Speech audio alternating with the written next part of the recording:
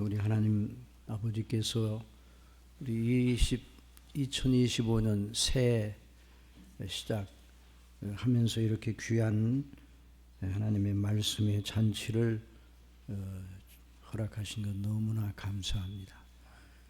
오늘 벌써 나흘이 됐네요. 빨리 지나가요, 정말.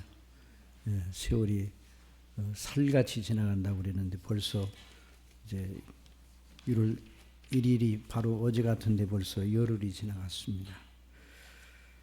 우리가 지금 하나님의 놀라우신 구원의 은혜, 우리 예수님을 통해서 택한 백성들인 하나님 아버지의 영원전부터 우리를 사랑하신 택한 백성들을 구속하시고 또 성령님으로 인치신, 그래서 우리의 구원을 하나님 아버지께서 창세전에 미리 예정하시고, 그러니까 예정하신 그 뜻은 반드시 이루어지는 겁니다. 사실 우리의 구원은 창세전에 확정된 거예요.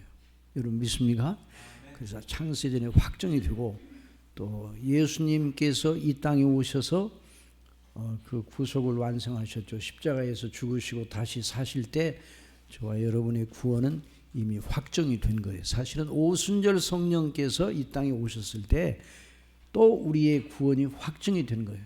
그래서 우리가 이 땅에 태어나는 이 20세기에 태어나서 21세기에 태어난 우리 학생들도 있네요. 그러니까 20세기, 21세기에 태어나게 하나님께서 하셨는데 그 태어나게 하실 때부터 벌써 저와 여러분의 구원은 하나님의 마음속에 확정이 되었던 것입니다. 그래서 사도 바울이 모태로부터 나를 택하신이라는 말을 썼어요. 사도 바울이 예수님이 승천하신 뒤에 예수님을 믿기 시작했죠. 다메섹 도상에서 예수님께서 친히 나타나셔서 그를 부르셨어요. 그런데 사실은 모태에 태어날 때부터 사도 바울은 구원받기로 확정되어 있었습니다. 저와 여러분도 마찬가지입니다. 그래서 이 시대 속에서 우리 하나님의 은혜의 영광을 찬미하는 자로 이 세상을 살아가는 거예요. 그러다가 하나님 아버지께서 부르시면 이제 아버지의 영원한 집에 또 우리가 거하면서 영원토록 아버지를 찬미하면서 이렇게 존재하는, 그러니까 영생은 늘 말씀드린 것처럼 존재와 무존재의 의미가 아니에요. 영혼은 영원히 존재한다, 그것이 아니에요. 영혼은 뭐예요?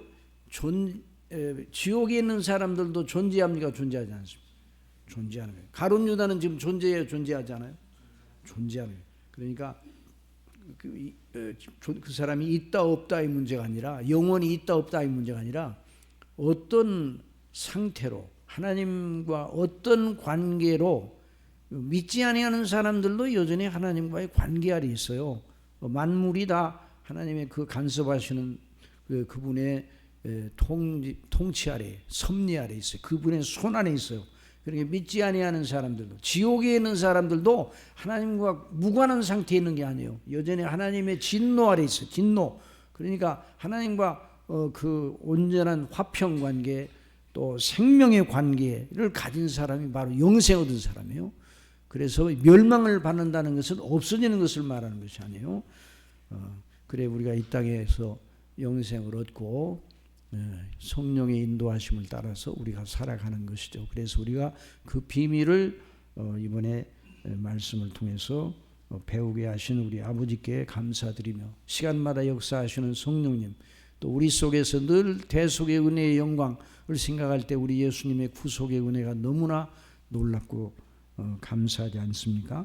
그래서 이 땅에 살면서 우리 기독교를 가리켜서 이제 체험의 종교라 이렇게 말하거든요. 체험한다는 건 실제 우리 인격 속에서 그 구원의 은혜가 누려지고 체험이 된다는 말이죠. 그래서 이 개혁주의를 체험적인 리폼드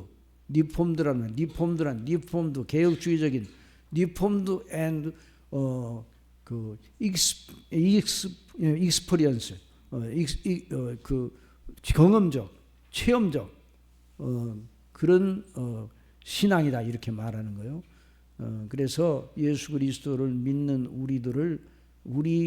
우리들이 마음속에 늘 그 은혜를 늘 맛보고 누리면서 사는 거예요. 그런데 이 체험은 우리가 맛보기는 하고 우리가 누리기는 하지만 예수님을 모르는 사람 외인들도 우리가 다른 그 외인들 그리스도 밖에 있는 사람들이 모르는 비밀을 우리가 누리고 있다는 것을 외인들도 알아요. 그래서 요셉이 그 애굽에 내려갔을 때 그 요셉이 가정 충무로 있었던 그 보디발이 가정 그 아주 애굽의 고관이란 말이죠. 보디발이 그렇죠? 보디발 맞죠? 그다음에 보디발이 하나님께서 요셉과 함께 하심을 알았다고 그랬어요. 그게 외인이죠, 외인. 외인인데 하나님을 모르는 사람인데 요셉과 함께 하시는 것을 알았다 그랬어요. 그래서 우리의 믿음은 그래서 은혜를 받으면 그 사람만 아는 게 아니에요. 다른 사람도 알아요. 은혜 받지 못할 때 어떤 가족이 예수님을 믿었다 그래요. 은혜 받지 못할 때 그 사람과 은혜 받은 다음에 그 사람이 그 사람 아는 거예요. 그래서 우리가 예수님 믿고 구원받는 이것이 얼마나 놀라운 일인가. 그래서 우리를 통해서 알게 모르게 복음이 전파되고 전도가 되는 거예요. 어제 그저께 8일 날 우리 제가 대학 다닐 때 방송국에서 이제 방송국 동아리에서 섬겼어요.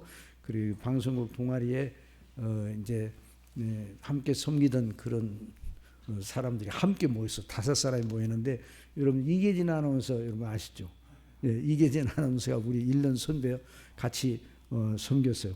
우리 손정인 교사님이 이제 그 아침마당에 이제 그분이 오셔서 그 집사님이 이제 그 아침마당을 섬기시다가 서로 이제 인사를 드리고 저를 아냐고 그러니까 반가워하시고 그래서 이제 연결이 돼가지고 지난 8일날 만났는데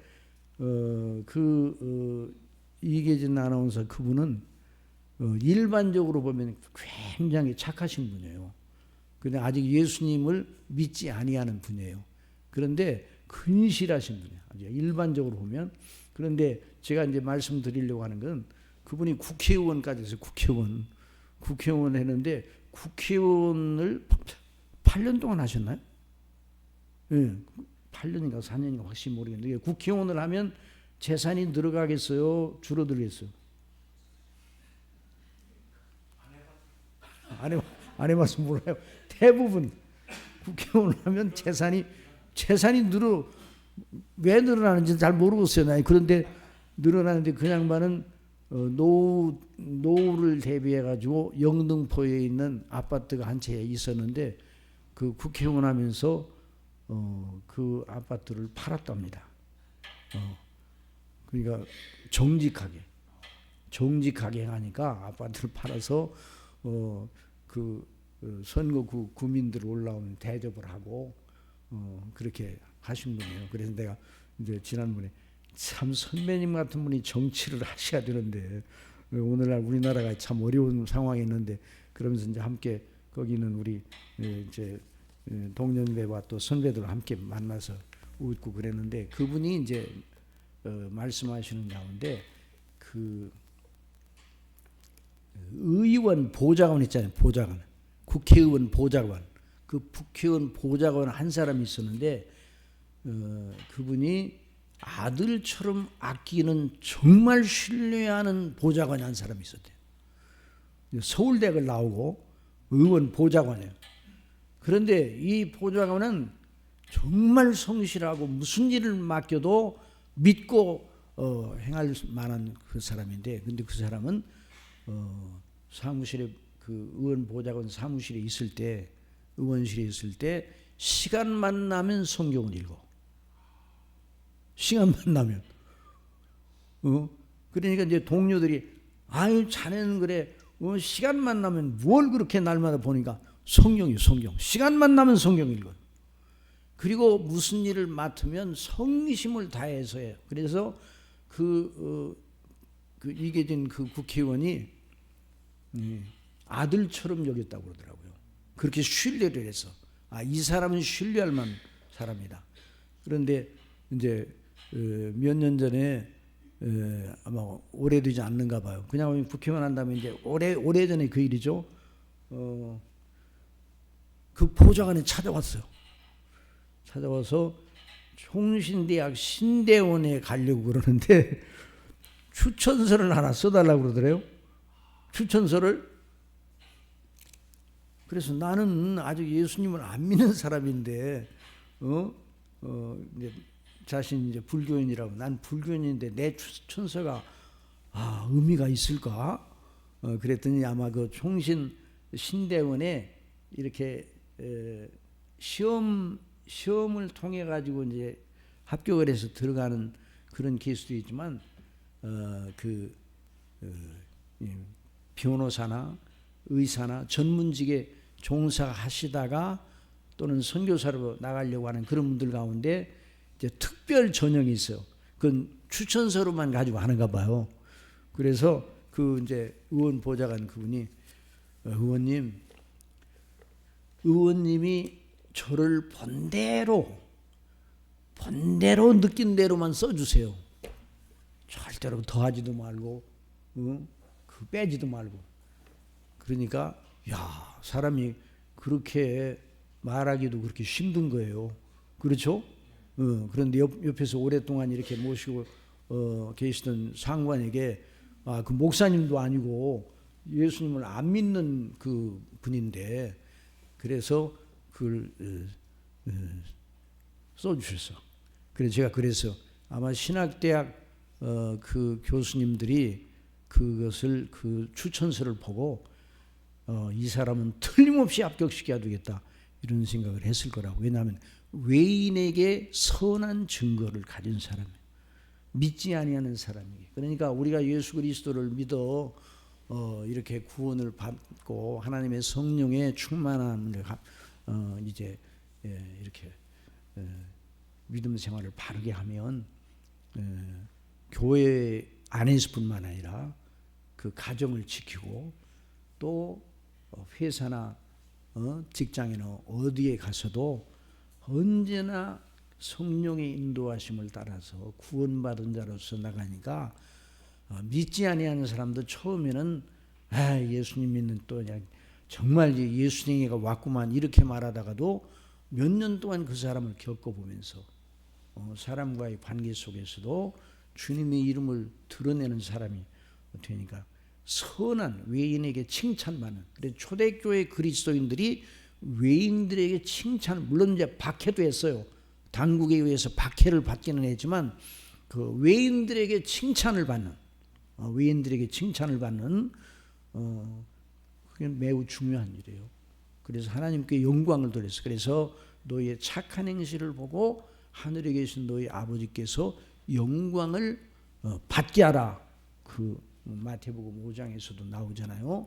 그러니까 우리 예수님이 그렇게 말씀하셨거든요. 그래서 이계준 아나운서 그분 얘기를 들으면서 그 생각이 났어요.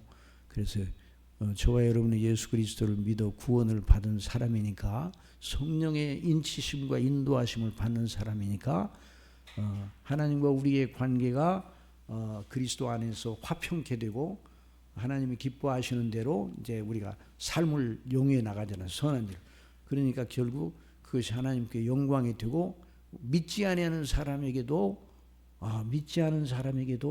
큰 영향력을 나타내서 내가 속으로 그랬어요. 이 선배님이 저보다 1년 선배예요. 이 선배님이 그래서 제가 이제 영생이란 무엇인가 책도 드렸어요. 그래서 이 책을 읽는 가운데 성령의 놀라운 역사가 임하여서 한 사람이 영혼이 구원받는 일이 일어나면 좋겠다 그렇게 생각을 했거든요. 그래서 우리가 이걸 생각하면서 또 오늘도 하나님 말씀 배웁시다. 자, 성령의 기름 부으심과 성령의 충만함. 어제 성령의 기름 부으심에 대해서 공부하다가 좀 다 마치지 못한 부분이 있어서 조금 더 할 거예요. 그래서 성령 충만에 대해서 연달아서 공부할 텐데요.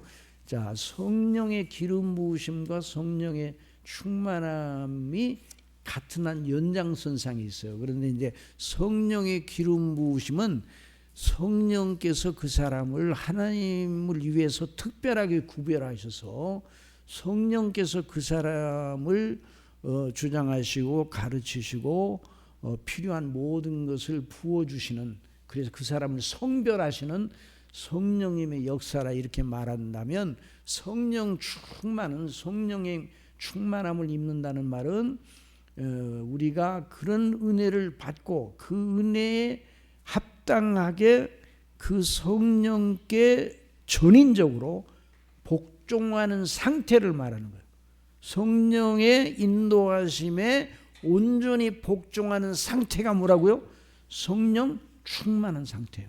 성령의 기름 부으심은 성령께서 죄와 허물로 죽은 우리를 그리스도의 피로서 씻으시고, 아버지께서 우리를 의롭다 하셨잖아요. 그래서 내주하시는 성령께서 우리 심령을 거룩하게 구별하셔서 날마다 주장하시는 그 놀라우신 은혜의 행사에 이제 중점을 둔다면, 성령 충만은 그 성령님의 인도하심에 우리를 전인적으로 복종하는 우리의 인격의 반응과 그 상태를 말한다, 이렇게 말하면 돼요.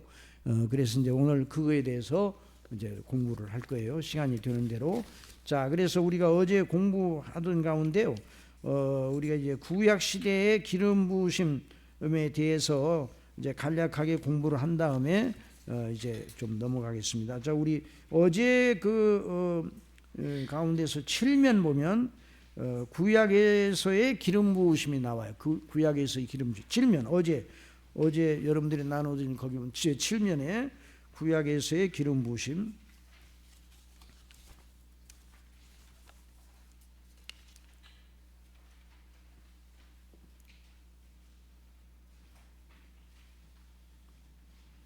구약에서의 기름 부으심 나오죠? 그걸 보세요. 자, 구약 성경에서 하나님께서는 물리적 기름을 사용하여 하나님의 부르심을 나타내게 하셨다 그랬어요. 하나님이 부르셔서 하나님을 섬기게 하신, 특별히 이제 구약에서의 기름, 여기 나오네요. 기름 부으심은 제사장과 그 다음에요, 왕과 선지자. 그러니까 이제 제사장과 왕과 선지자에게 기름을 부으셔서 섬기게 하셨는데, 이 삼중직은 누구 안에서 통합이 됩니까? 그리스도 안에서. 그리스도라는 말이 기름 부으심을 받았다는 말이에요. 그러니까 특별히 이 성령의 기름 부으심을 우리가 배우고 있는데, 구약에서는 이제 그 기름을 가지고 실제적인 기름을 가지고 구별하는 그런 외적인 그 겉으로 드러나는 그런 의식을 통해 가지고 진짜로 이제 기름을 부었어요. 그러니까 그런 것을 통해 가지고 내면적으로 일어나는 것을 구약에서는 외적으로 이렇게 많이 나타냈어요. 자, 그래서 제사장에게 기름 부음을 주셨어요. 거기 출애굽기 30장 30절 다 같이 보십시다. 시작. 너는 아론과 그의 아들들에게 기름을 발라 그들을 거룩하게 하고 그들이 내게 제사장 직분을 행하게 하고, 그렇게 말했어요. 그 다음에 왕이 될 자에게 기름을 부으셨습니다. 자, 사무엘상 10장 1절에는 사무엘이 기름병을 가져다가 사울의 머리에 붓고 입맞춤에 이르되 여호와께서 네게 기름 부음을 부으사 그의 기업의 지도자로 삼지 아니하셨느냐 그랬어요. 사울이 왕이 될 때도 기름 부음의 의식을 가졌습니다. 그런데 이 사울의 경우는 이제 논란이 될 수는 있어요. 그래서 사울의 경우는 그 구원에, 영생을 얻는 이 구원에 있어서의 은혜는 사울의 경우는 의심스러워요. 또 나중에 이제 악령이 그 사람에게 역사했다는 걸 보면, 여러분 예수 그리스도를 믿어 구원받은 사람 속에 귀신이 들어갈 수 있어요, 없어요? 들어갈 수 있어요, 없어요? 없어요. 악한 자가 만지지도 못한다고 그랬어요. 그런데 사울의 경우는 악신이 그 사람에게 역사하고, 또 나중에 신접한 여인을 만나서 사무엘을 불러올리라는 이런 그 참 이상한 일을 하잖아요. 이런 것을 보면 하나님과의 영적인 생명의 관계가 없다고 봐야 돼요. 그래서 참 불쌍한 사람이죠. 그러나 이제 다윗은 왕의 직무를 수행하기도 하고 또 선지자도 돼요. 다윗을 이 사도행전에 보면 저는 선지자라 하는 대목이 나와요. 베드로가 설교하면서 성령 충만하여서 설교를 처음 했을 때 다윗을 가리켜서 선지자라 그렇게 말합니다. 자, 다윗이 쓴 성경이 구약 성경의 시편의 90편 정도, 90개의 시편이 다윗에 의해서 기록되었습니다. 그러니까 다윗이 선지자 역할도 감당한 사람이에요. 그런데 이제 이렇게 직무만 감당하고 구원을 받지 못하는 그런 경우라면 얼마나 비극이겠어요. 그런데 이제 다윗은 직무도 감당했을 뿐만 아니라 그 사람의 영혼도 구원받은 사람이죠.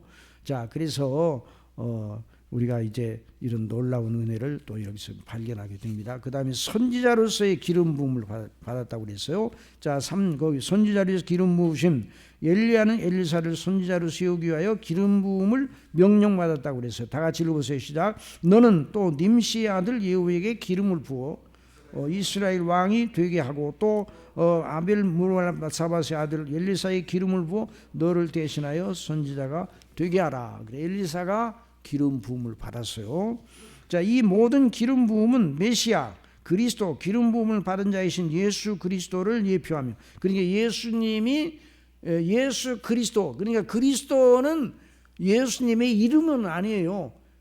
예수 그리스도가 무엇을 하시는가를 나타내는 구주로서, 그러니까 구약 시대의 기름 부으심의 의식 전체가 결국 예수님을 통해서 죄인들을 구원하시는 그 거룩하신 하나님의 역사를 나타내고 또 그 일을 섬기도록 한 것이에요. 그래서 우리 예수님께서 아버지의 뜻을 이 땅에 섬기러 오신 아버지의 종으로서, 여호와의 종으로서 기름 부으심을 받아서 그 거룩하신 하나님의 뜻을 이루어 저와 여러분을 위해서 대속의 속량의 큰 대업을 완성하셨습니다.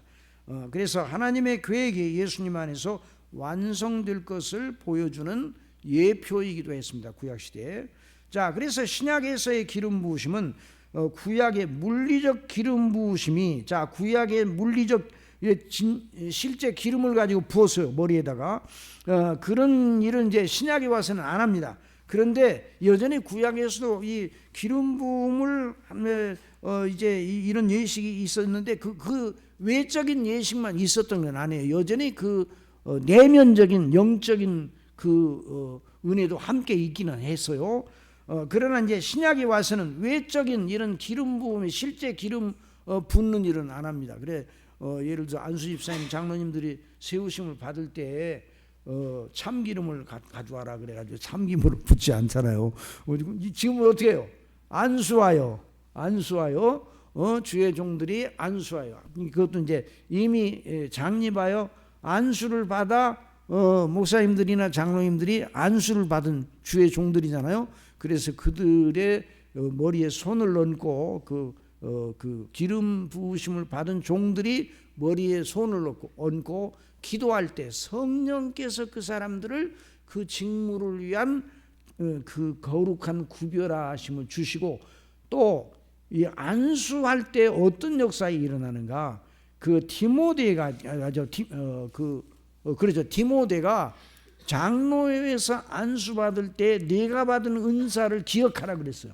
그러니까 안수 받을 때 예를 들어 목사님들이 이제 처음 안수 받잖아요. 목사 장립을 받을 때 그때 그 하나님께 구별하심을 받아 그 거룩하신 사역을 감당하도록 이렇게 성별됨과 동시에 그때 성령님이 역사하셔서 그 목사로서 섬기기에 필요한 은사도 주시는 거예요. 그러니까 교회 주의 종들이 장로님으로 안수를 받을 때 하나님의 성령께서 그들을 구별하셔서 교회를 섬기게 하시되 그 함께 그 장로의 역할을 감당하기에 필요한 은사도 함께 주시는 거예요. 그걸 언제나 잊지 말고, 물론 뭐 이제 우리 권사님들은 이제 안수를 안 합니다. 그렇긴 하지만은 또 권사님들을 위해서 담임장 목사님을 위해서 취임 기도를 할 때 하나님의 교회를 섬기기 위한 거룩한 은혜를 그 심령 속에 주시는 거예요. 눈에 보이기는 않지만 그래서 하나님의 교회를 섬길 수가 있는 거예요. 그러니까 성령의 이런 거룩하게 하신 기름 부으심이 없이 하나님의 교회를 섬길 수 있어요, 없어요? 없어요. 하나님의 거룩하신 기름 부으심을 주셔서 섬기게 하시는 거예요. 그래서 우리 예수님께서도 이제 예수님은 구약의 모든 기름 부으심의 궁극적 완성이십니다. 그리스도라는 이름 자체가 그의 기름 부음 받은 자라는 것을 의미하죠. 그래서 그 예수님은 왕, 제사장, 선지자의 세 직분을 모두 다 이제 감당하신 분이죠. 자, 그래서 히브리서 1장 1절에 다 같이 읽어보십시다. 시작. 옛적의 선지자들을 통하여 여러 부분과 여러 모양으로 우리 조상들에게 말씀하신 하나님이 이 모든 날 마지막에는 아들을 통하여 우리에게 말씀하셨으니, 자, 거기 보면 이제 말씀하셨다는 말은 선지자. 그리고 이 아들을 만유의 상속자로 세우시고 또 그로 말미암아 모든 세계를 지으셨느니라. 이는 하나님의 영광의 광채시요 그 본체의 형상이시라. 그의 능력의 말씀으로 만물을 붙드시며 만물을 주장하시며, 그 말이에요. 그러니까 왕적인 권위를 가지고 계세요. 그리고 죄를 정결하게 하시는 일을 하시고 대제사장으로서의 역할을 감당하신 것이죠.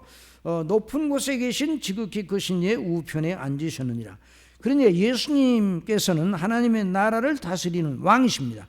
그래서 이때부터 예수께서 비로소 전파에 이르시되 회개하라 천국이 가까이 왔느니라 하시더라.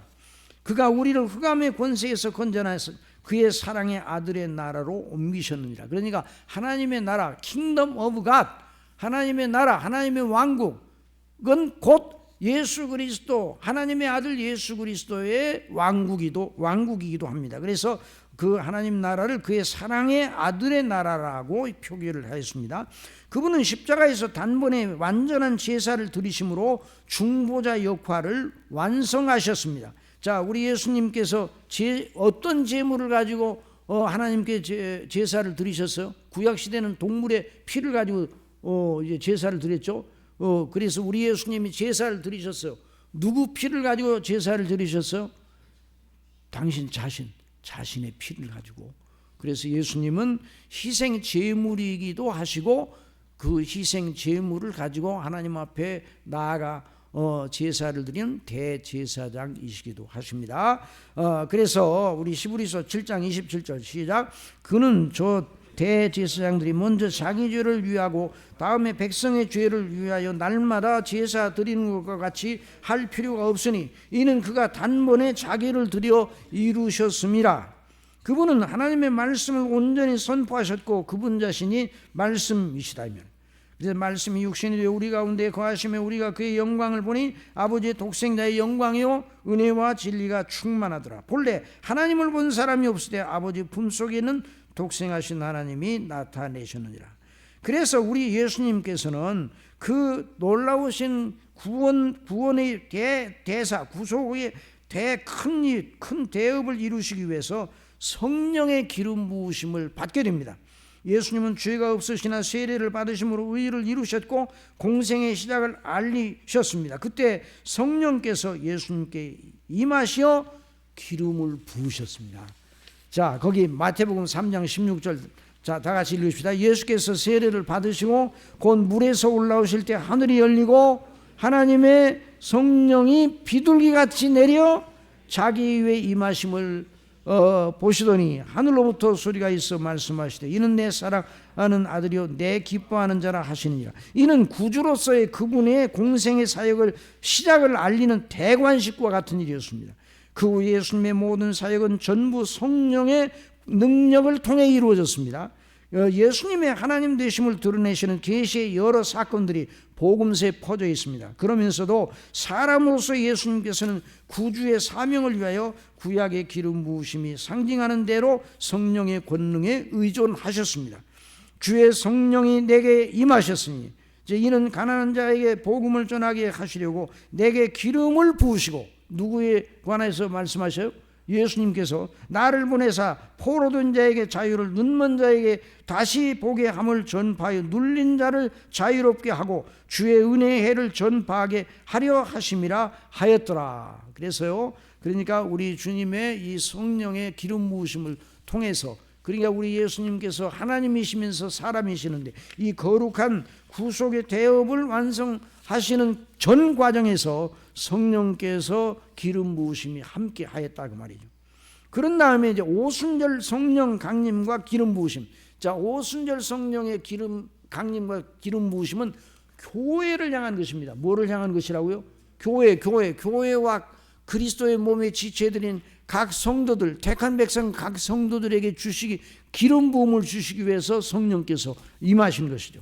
자, 오순절에 성령 강림하신 것을 크게 두 가지 국면에서 생각할 수 있습니다. 첫째, 성령께서 하나님과 그리스도의 영으로서 하나님의 뜻의 완성을 위하여 성령께서 강림하셨어요. 그래서 이제 구약 시대 전체에서도 성령께서 성부와 성자와 연합하여 일하셨습니다. 이젠 신약 시대 이후 그리스도께서 다시 오시기까지 성령께서 일하셔야 합니다. 그래서 오순절에 놀라우신 강림 역사는 이런 의미를 가지고 있어요. 그래서 전 교회사 그리스도께서 오실 때까지 그 모든 신령한 모든 하나님의 행사 전체의 그 행사 속에 성령께서 역사하신단 말이에요. 또 둘째로, 그러나 이제는 성령께서 그리스도의 속량의 완성을 광포하시기 위해서, 광포토록 하시기 위해서 복음의 말씀 선포 사역을 하게 하시고 그 효력을 택한 백성 각자에게 적용하시기 위해서 이 놀라우신 성령 강림이 있었어요. 그러니까 구약 시대에는 예수님의 대속의 그 효력을 구약의 성도들에게는 성령께서 적용시켰어요? 적용시키지 않았어요? 구약에서는. 신약에서는 오순절 이후에 적용시키셨잖아요. 구약에서는 구약의 성도들에게 성령께서 그리스도께서 아직 오시지 않았으니까 그리스도의 피의 효력을 적용시키셨어요? 안 적용시키셨어요?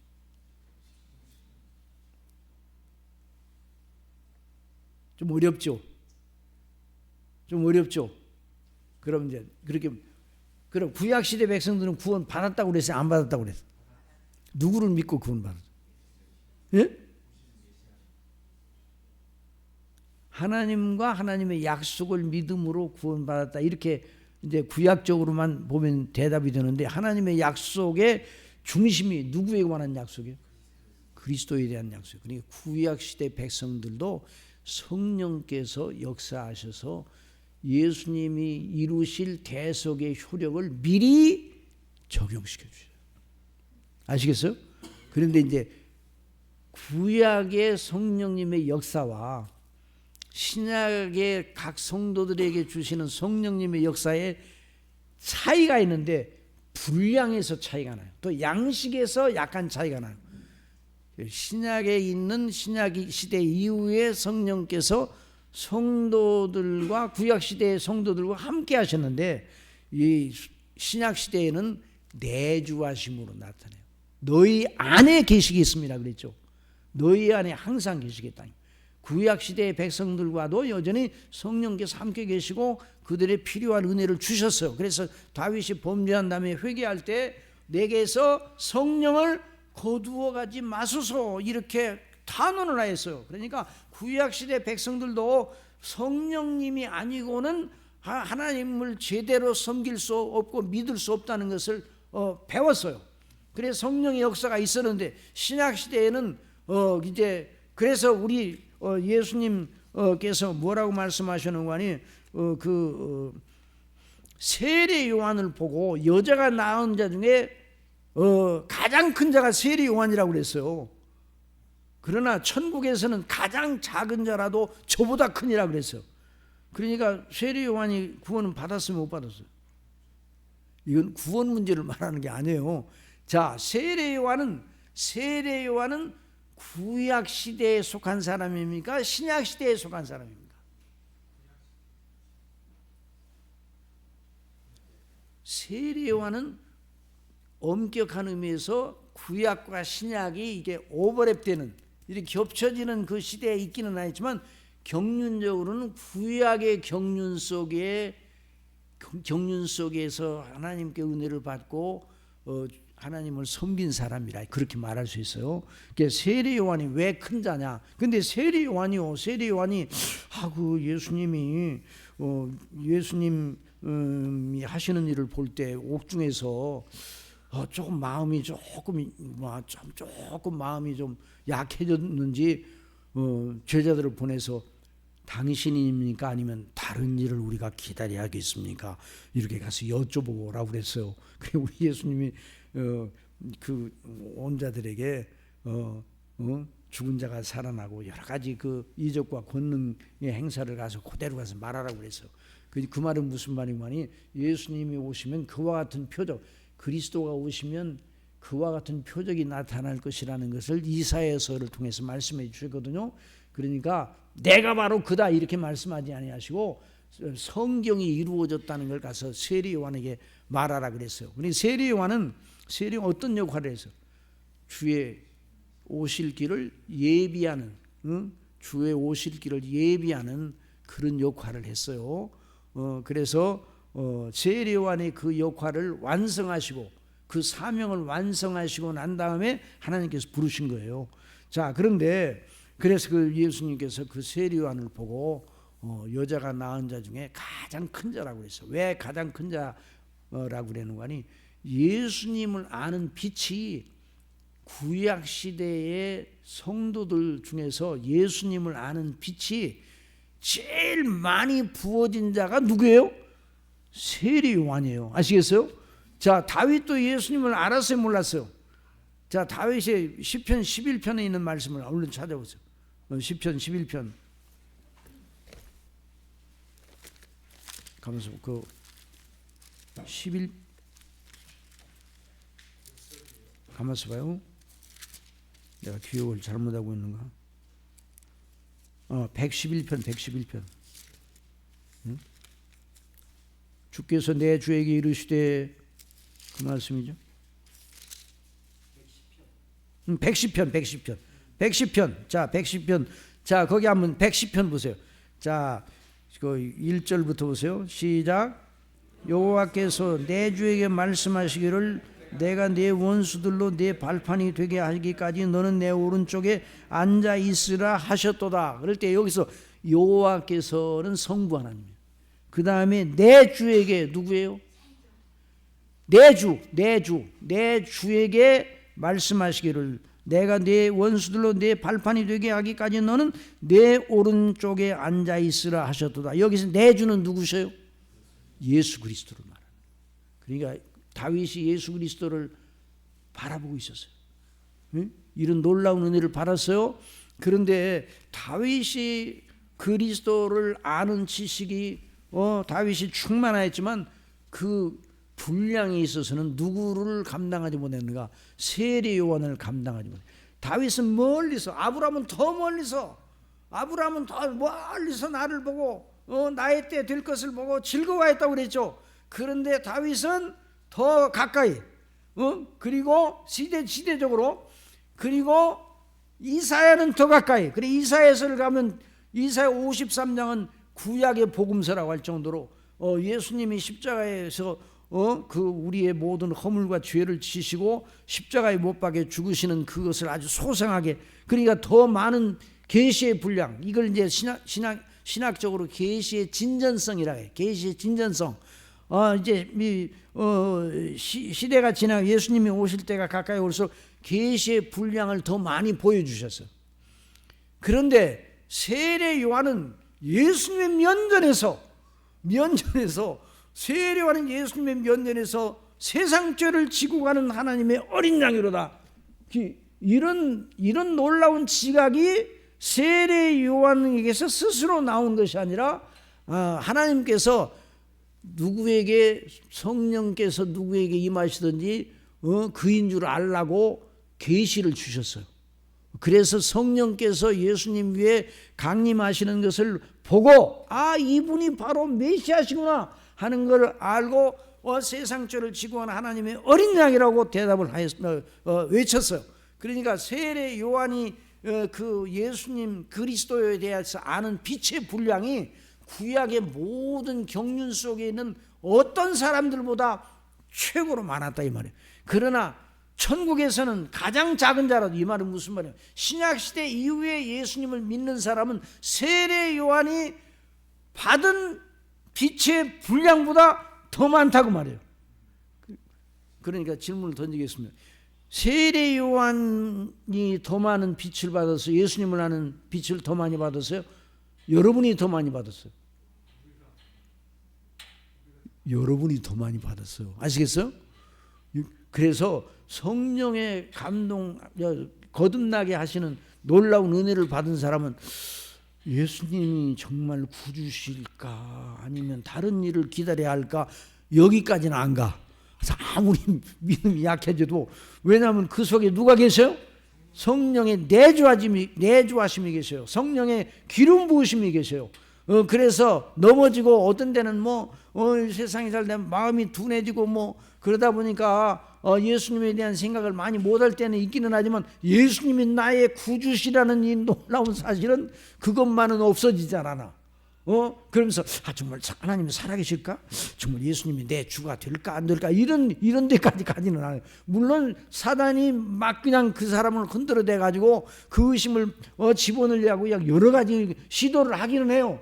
그러나 성령의 내주하시는 을 받은 사람은 예수님이 구주시라는 데에 대한 그 생각이 그 의심이 새가 지나가는 것처럼 살짝 스치고 지나갈 수 있지만, 여기서 새가 여기 또아리를 들지 못하는 것처럼 그래서 그리스도를 아는 지식의 빛이 예수 그리스도를 신약시대 이후에 오순절 이후에 믿는 사람들은 세례 요한보다 예수님을 더 아는 빛을 가지고 있어요.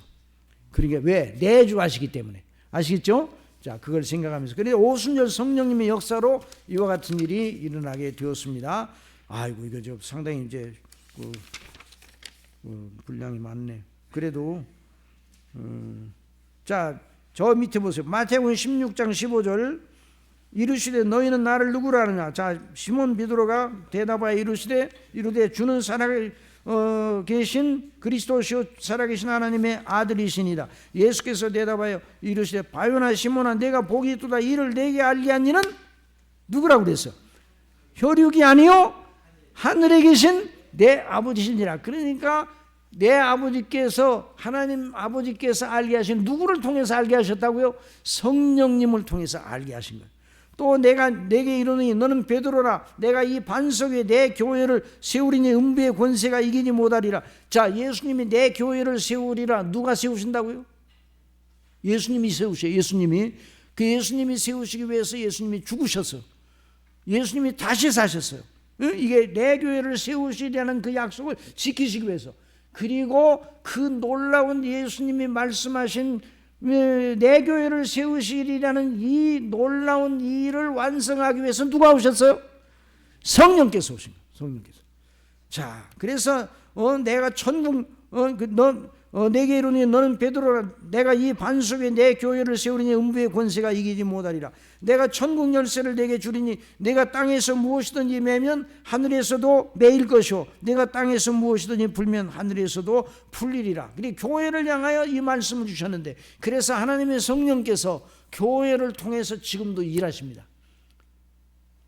제가 한번 여쭤볼게요. 얼른 대답해봐요. 어느 교회가 더 큰 교회인가?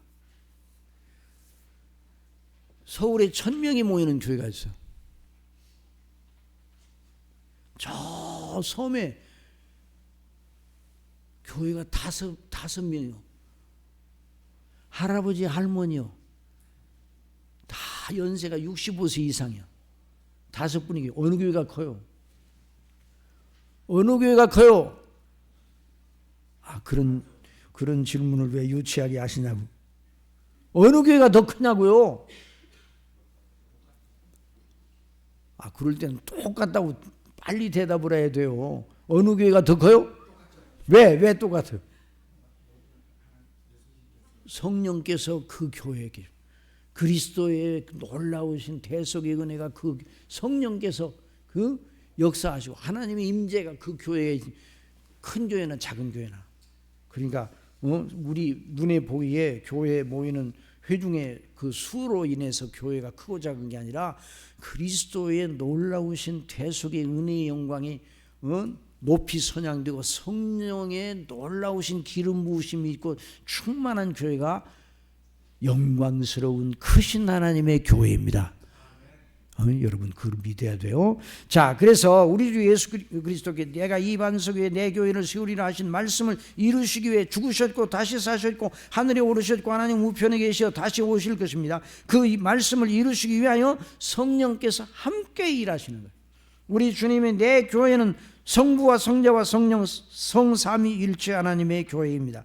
주님께서 말씀하신 내 교회만 마지막 날에 영화롭게 될 것입니다. 내 교회를 세우리라 하실 때 그 내 교회만 그리스도의 재림 때 영화로운 존재로 남게 되고 다른 모든 건 다 불살라져요. 다 불못에 던져지고 모든 회개치 않은 자들, 모든 마귀와 그 모든 졸개들은 귀신들이 다 지옥에 던져지게 돼요. 불못에 들어가게 돼요. 그런데 그리스도와 함께 영광 중에 새 예루살렘의 그 거민들, 새 하늘과 새 땅, 의에 거하는 바 새 하늘과 새 땅의 거민들이 바로 교회입니다. 교회. 여기서 말하는 내 교회라는 말은 1차적으로는 본질적으로 보편교회를 말해요. 보편교회는 하나. 보편교회는 몇 개예요? 하나요. 택한 백성들로 이루어진 교회. 그리스도께서 택한 백성들을 위하여 피를 흘리셔서 성령께서 택한 백성들에게 이런 놀라우신 거듭나게 하시고 기름 부으심의 은혜를 주시는 거예요. 그리고 마지막 날 예수님이 오실 때 택한 백성들, 그 사람들이 부활을 해요. 영화로운 부활을 해요. 믿지 아니하는 자들도 부활을 하는데 어디로 들어가요? 그 몸을 입고 불못에 던져지는 거예요. 그 믿는 사람들은 영화롭게 그리스도의 영광의 몸의 형체를 입고, 이제는 그때 몸은 죽을 몸이에요? 죽지 않을 몸이에요? 죽지 않을 몸이에요. 썩을 몸이 아니에요. 죽지 않을 몸, 영화로운 몸, 신령한 몸이에요. 자, 지금 하늘에 그 영화로운 몸을 입고 계신 새 인격체가 있습니다. 누구예요? 예수님. 또 누구예요? 구약시대 두 사람 있잖아요. 구약시대 두 사람. 에녹이 신령한 몸을 입고 있어요. 그 다음에 또 엘리야. 그러니까 엘리사는 그걸 알았는데 다른 생도들은 선지 생도들은 아이고 성천하는 걸 우리가 다 그것은 인정을 하겠는데 혹시 가다가 그 엘리야의 시신이 하늘로 올라가는 걸 봤는데 언젠가는 거기 가다가 떨어질까봐 여기저기는 찾고 돌아다니셨어요. 그래서 엘리사가 가지 말라고 그랬어요. 그래도 하도 고집부리니까 가라고 그랬어. 그 몸이 떨어지는 그런 몸이 아니에요. 예수님도 승천하실 때 어떻게 몸을 입고 승천하셨죠? 그래서 신령한 영화로운 몸을 입고 계십니다. 예수님이 지금도 그걸 여러분 확실히 믿으셔야 돼요. 그런데 어떻게 우리 가운데는 계시나요? 성령님으로 말미암아 우리 마음에 계시는 거예요. 우리와 함께 계시는 거예요. 그래서 예수님이 오실 때 저와 여러분도 신령한 몸을 입게 될 겁니다. 아시겠습니까? 그런데 이제 이런 얘기를 하면 신령한 몸, 그런데 그거 참 이해가 안 된단 말이에요. 그냥 복잡해져. 그러니까 그냥 믿으세요. 저도 잘 몰라요. 그냥 성경대로 말하니까 그냥 믿으세요. 그러나 그걸 믿을 때 얼마나 영화롭습니까? 그렇죠? 그러니까 신령한 몸을 예수님은 사람이에요, 사람이 아니에요? 지금은 하나님이시고 사람도 돼야 안 돼요. 지금도 사람이세요. 왜? 사람이시기 때문에 예수님은 영원히 사람이세요. 예수님의 존재 양식은 저와 여러분을 위해서 영원한 어린 양으로, 왜? 예수님을 힘입고 우리가 영생을 얻었잖아요. 그러니까 예수님의 영광의 형체처럼 우리가 변화될 거 아니에요. 그래서 예수님은 하나님이시면서 영원하시는데 그 신령한 몸을 입으신, 말씀이 육신이 되신 그 놀라우신 존재 양식은 영원토록. 그래서 저와 여러분의 영원한 그 영생과 그 영화로운 몸으로 완전히 변화되는 것이 보장이 되는 거예요. 그래서 이 놀라운 사실을 가르치시기 위해서 성령께서 역사하시는 거예요. 그래서 이 성령의 기름 부으심은 그 교회 각 성도와 또 그리스도의 몸된 교회 지체들인 각 성도와 또 그리스도의 몸인 교회 안에서 지금도 역사를 해요. 그래서 어제도 말씀드린 것처럼 교회가 그렇게 영화로운 존재라는 것을 알아야 돼요. 자, 우리 사도행전 13장에 있는 말씀 보세요. 자, 거기 보세요. 하나님의 나라의 일을 완성하기 위해서 성령께서 역사하시는데요. 자, 그 위에 성령의 역사는 하나님의 나라의 완성을 위한 일이다. 그래서 성령께서 교회의 복음 사역을 위해 기름 부음을 주셨어요. 그래서 교회의 설교자들을 세우셔서 하나님의 교회를 위해 섬기게 하시는 이 놀라운 사역이 성령의 기름 부으심 가운데 되는 일이죠. 자, 그 다음에 거기 교회 일꾼들도 마찬가지예요. 자, 사도행전 13장 1절 다 같이 봅시다. 시작. 안디옥 교회에 선지자들과 교사들이 있으니 곧 바나바와 니게르를 하는 시몬과 구레네 사람 누기와 분봉왕 세로세 젖동생 마나인과 및 사울이라. 주를 섬겨 금식할 때 성령이 이르시되 내가 불러시키는 일을 위하여 바나바와 사울을 따로 세우라. 이 기름 부음을 주셔서 따로 구별했다 그 말이에요. 누가 그렇게 하셨다고요? 성령께서 그렇게 하셨어요.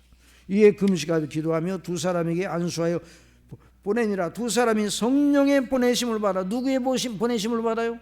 성령의 보내심을 받아.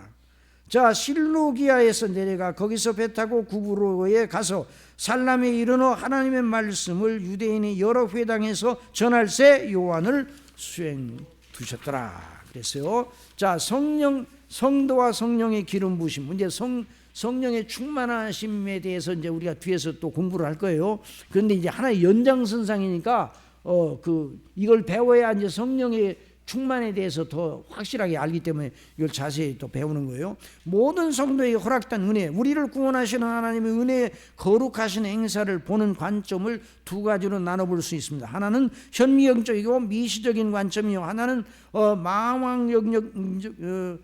망원경적인 거시적인 관점입니다. 자, 전자는 구원을 나 개인의 영원한 복락에 집중한 관점이요, 후자는 하나님의 이름과 나라와 영광을 중심으로 보는 관점이에요. 이 둘을 균형 있게 조화를 이루는 것이 성경이 말하는 참된 경건과 믿음의 실체입니다. 물론 우리가 지금 살펴보는 것 같이 참된 경건과 믿음은 성삼위 하나님을 믿고 소망하고 사랑하고 교통하여 섬기는 것을 내용으로 합니다. 이 말은 무슨 말이고 하니, 우리 각자 하나님의 은혜를 따라 믿음 생활을 충실하게 하려고 애를 쓰는 것은 우리의 영적인 복락과 하나님의 영광과 그러니까 하나님의 영광을 위해서 우리가 믿음 생활을 바로 해야 돼요. 그리고 우리의 영적인 복락을 위해서 믿음 생활을 바로 해야 돼요. 그러니까 이 두 가지가 균형을 이루어야 된다 이 말이죠. 자, 그래서 늘 우리가 이걸 잊지 말아야 돼요. 자, 우리의 구원이 복되고 영화롭고 아름답습니다. 만일 우리의 개인의 구원을 위한다고 하나님의 이름과 나라와 그 뜻의 영광에 대해서는 관심이 없다면 잘못된 것이에요. 우리가 늘 배우고 있듯이 참된 구원의 은혜의 표지의 핵심은 늘 하나님의 이름과 나라와 그 영광에 우리가 연합되어 있음을 나타내는 거예요. 여러분, 하나님의 일이 누구의 일이라고요? 하나님의 일이 누구의 일이에요? 우리의 일이에요. 아버지의 일이 자녀된 우리의 일이에요. 왜? 연합이 됐어요. 연합이. 그러니까 그리스도와 우리가 연합이 됐어요. 그러니까 그리스도의 일이 우리의 일이에요. 아버지의 일이 우리의 일이에요. 아버지의 나라가 우리나라예요. 우리나라의 일이에요. 그래서 이 지상에 있는 그리스도인은 노윤일 목사님이 두 나라의 백성이라고 했어요. 하나는 지상에 있는 각 나라 속해 있는 그 지상 나라고, 이것도 하나님의 그 섭리와 통치 속에서 허락된 거예요. 나라도 하나님의 주신 그 선물임을 여러분 믿으시기 바랍니다. 그러니까 이걸 하나님 어떤 분은 그래, 아이고 뭐 정치에 대해서는 우리가 아무 관심을 기울이지 않아야 돼. 종교 분리라고 그랬죠. 그것은 교회를 통치하는 것과 나라를 통치하는 그 영역이 다르다는 그 말이지. 우리 그리스도인들도 나라가 진행되는 일을 위해서 기도하고 어느 것이 하나님 앞에 온당한 것이고 하나님께서 우리에게 주신 복의 그 최대가 무엇인가를 관심을 가지고 위해서 기도하는 그 일을 하지 말라는 것이 아니에요. 그래서 우리가 먼저 차별금지법 를 발의하는 그 국회를 향해서 우리가 예배를 통해서 하나님께 영광을 돌리면서 함께 모였잖아요. 우리 그 그리스도인들이. 그러니까 우리들은 두 나라에 속해서 지상에 있는 나라와 또 하나님의 나라. 그래서 이 놀라운 사명 하나님이 주신 다 선물이에요. 자, 하여튼 간에 하나님의 자녀된 우리 안에서 우리 믿음의 역사와 섬김을 위해 우리를 위로하시고 격려하시고 권면하시고 가르치시는 능력을 주시는 것이, 이것이 바로 성령의 기름 부으심의 효력입니다. 바로 하나님의 구원받은 자녀인 우리로 하여금 하나님과 생명의 교통을 가능하게 하시는 성령님, 영원한 하나님의 목적을 따라서 그 나라와 그 기업을 상속할 자임을 확증하시고 우리로 하나님의 자녀 의식을 충만하게 가지게 하셔서 늘 하나님을 아바 아버지로 부르짖게 하시는 것이죠. 그에 걸맞는 사람으로 연단하여 세우려 하시는 일에 집중하게 하시는 성령님의 역사, 이것이 성령의 기름 부으심이에요. 성령의 구별하심이에요. 그래서 우리가 의롭다 하심을 받은 하나님의 사람들이 그리스도의 형상을 본받아 자라나가는 성화의 모든 과정이 성령의 기름 부으심 가운데 되는 겁니다. 그러니까 우리가 어떤 경우에든지 무엇을 하든지 누구의 그 인도를 늘 구해야 돼요? 성령의 인도를 구해야 돼요. 그래서 목사님이 이제 예배를 시작할 때 첫 기원 속에 성령의 역사, 하나님 아버지의 영광과 그리스도의 피의 효력과 성령님의 역사에 대해서는 늘 먼저 기원할 때 그 기도를 드리는 것이 너무너무 중요한 거예요. 그래서 우리 장로님들이 이제 대표 기도할 때도 늘 성령의 인도하심을 위해서 기도하시잖아요. 여러분들이 개인 기도를 할 때도 마찬가지예요. 무엇을 하더라도. 자, 이것을 늘 잊지 말아야 됩니다. 그러므로 성령의 기름 부으심은 택한 백성 모두 예수님을 구주로 믿는 이들에게 주어집니다. 이 일에 하나도 예외가 없습니다. 저와 여러분이 예수님을 지금 믿는다면 여기 요한일서 본문이 말하는 대로 성령의 기름 부으심이 있었고 그 효력이 현재 진행 중이에요. 사도 바울이 로마서 8장에서 우리 구원에 대하여 종합적으로 표현한 것이 바로 성령의 기름 부으심 속에서 주어지는 것입니다. 자, 로마서 8장 29절 다 같이 시작. 하나님이 미리 아신 자들을 또한 그 아들의 형상을 본받게 하기 위해 미리 정하셨으니 이는 그로 많은 형제 중에서 맏아들이 되게 하려 하십니다. 또 미리 정하신 그들을 또한 부르시고 부르신 그들을 또한 의롭다 하시고 의롭다 하신 그들을 또한 영화롭게 하셨는데, 이 모든 일이 누구를 통해서 이루어진다고요? 성령을 통해서 이루어져요. 누구의 하신 일을 근거로? 예수님이 이루신 일을 근거로. 누구의 뜻을 따라서? 아버지의 뜻을 따라서 이렇게 진행이 돼요. 그러니까 저와 여러분을 위한 하나님의 구원은 너무 완벽해요. 완벽해. 그 모든 하늘과 땅이 다 무너지고 녹아진다 할지라도, 그래서 저와 여러분과 하나님과의 관계는 영적인 그 영광의 관계는 절대로 해소될 수가 없어요. 그래서 사도 바울이 사망이나 생명이나 그 어느 피조물이라도 우리를 그리스도 예수 안에 있는 하나님의 사랑에서 끊을 수 없느니라 말씀하셨어요. 그래서 이걸 늘, 그러니까 우리가 예수님을 믿는 우리는 참 조마조마할 때도 많아요. 우리가 연약하니까 어떤 일을 바라볼 때 조마조마할 때도 많지만 하나님의 완전하심과 그 영화로우심과 은혜를 생각하게 되면 마음이 너그러워져. 마음이 그래서 다윗이 군굽할 때, 거기 보면 군굽할 때가 있었어. 거기 어디서 그런 일이 있었죠, 목사님? 그 지명에서 시글락. 시글락에 그 다윗을 따르는 병사들과 해서 한 600명 정도 되는 가족들과 함께 있었어요. 다윗을 추종하는 사울이 쫓김받을 때. 근데 어디 갔다 오니까 블레셋 사람들 다 사람들 잡아갔어. 그러니까 그 갔던 다윗과 함께 있었던 그 사람들이 다윗을 향하여 돌로 치려고 그랬어요. 결국 이 책임이 다윗 당신에게 있다 그래서 그럴 때 다윗이 군급하다고 그래. 군급. 그 말은 어찌할 바를 몰랐다 그 말이에요. 그런데 그때 다윗이 하나님을 경외하고 하나님을 경외함으로 하나님께 기도하였어요. 하나님을 바라봤어요. 그 군급한 때를 이기게 해서 다 다윗을 돕는 사람이 그 사람 뭐 몇백 명 되는 그것이 사울의 몇 수천 명 되는 군대에 비하면 아무것도 아니에요.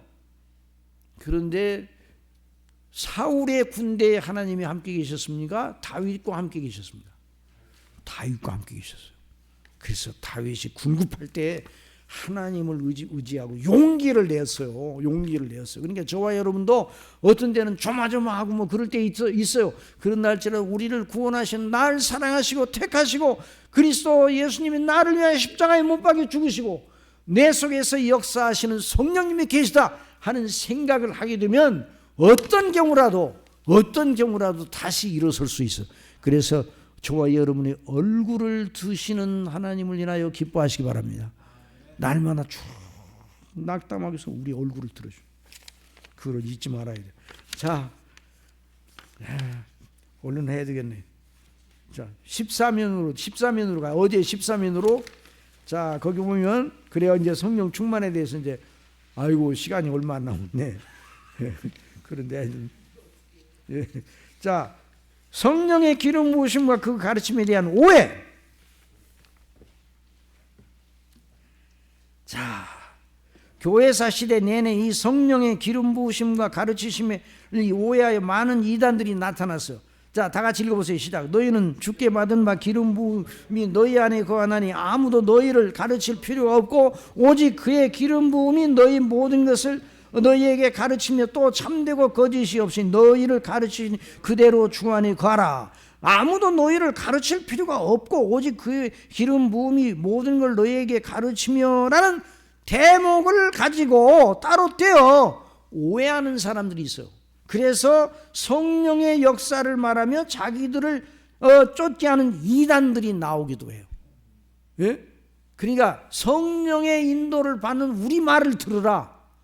여기 이 대목을 가리키면서 우리는 특별히 성령의 기름 부으심을 받은 사람이니까 우리가 생각하는 게 성령의 생각이고 내가 말하는 게 성령의 말이야. 그러니까 내 말 들어. 이렇게 하면서 오해를 하면서 또 어떤 경우에는 성령께서 가르치시니까 우리가 배울 필요가 없다. 이렇게 생각할 그런 오해를 가질 수도 있어요. 그래서 여기에 대해서 좀 이제 공부하고 지나가야 돼요. 자, 여기서 성령께서 가르쳐 주시니 너희가 모든 걸 알고 아무도 너희를 가르칠 필요가 없다는 말은 무슨 뜻인가?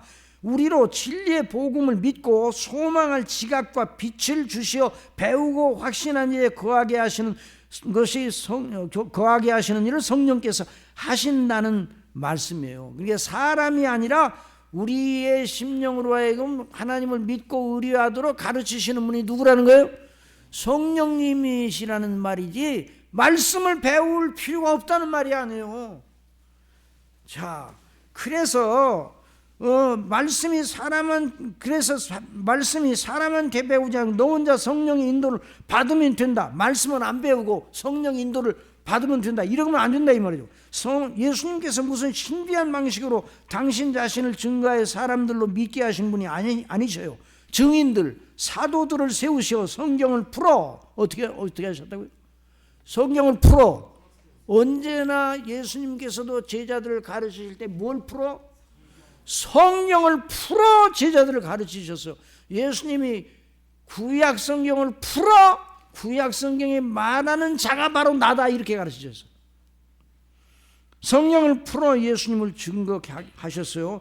이것이 복음서에 나타나는 공생의 기간 중에 예수님께서 제자들을 가르치신 방식이었습니다. 그러니까 성령께서 우리를 가르치시니 아무도 너희를 가르칠 필요가 없다는 그 말은 무슨 신비로운 작용을 통해 우리를 가르치신다는 그 말이 아니에요.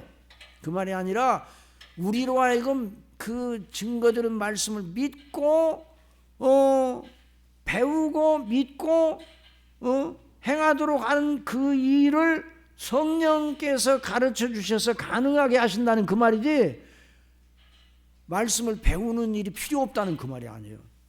자, 거기 요한복음 5장 39절 너희가 성경에서 영생을 얻는 줄 생각하고 성경을 연구하니 보니까 이 성경이 곧 내게 대하여 증언하는 것이니라. 그 다음에 여기 누가복음인데 눅자를 빼놨네. 누가복음 24장 25절 시작.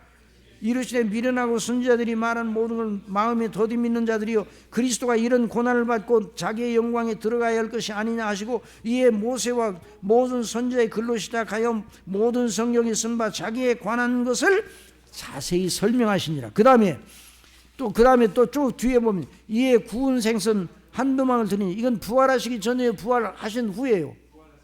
부활하신 후에 그 제자들을 만나서 그 바닷가에서 자 이에 구운 생선 한두 막을 드리니 받으사 그 앞에서 잡수시더라. 자 이르시되 내가 너희와 함께 있을 때 너희에게 말한 바 곧 모세의 율법과 선지자의 글 성경 시편의 나를 가리켜 기록한 모든 것이 이루어져 하리라 한 말이 이것이라 하시고 이에 그들의 마음을 열어 뭘 깨닫게 해주셨어요? 성경을 깨닫게 해주셨어요. 그러니까 성령의 기름 부으심을 빙자로 성경을 안 배워도 된다 그러면 거꾸로 가는 사람이 그 사람. 오히려 성령의 기름 부으심을 왜 주시는 거예요?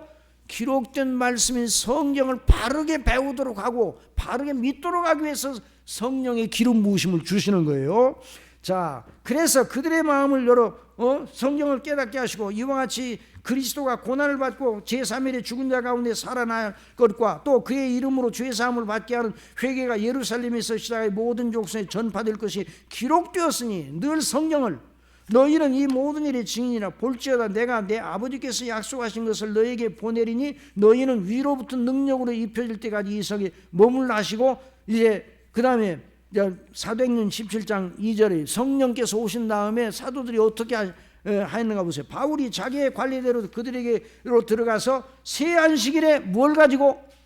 성령을 가지고 강론하며 뜻을 풀어 그리스도가 해를 받고 죽은 자 가운데서 다시 살아나야 할 것을 증언하여 이르되 내가 너에게 전하는 이 예수가 곧 그리스도라 하니 바로 이때 사도 바울이 이렇게 가르칠 때 성령께서 사도 바울 속에서 일하고 계셨어요? 일하고 계시지 않았어요? 일하고 계셨어요. 여전히 성령의 기름 부으심 가운데 진행되는 일이에요. 그래서 무식한 열심에서 나는 이단들은 어떻게 나오는가?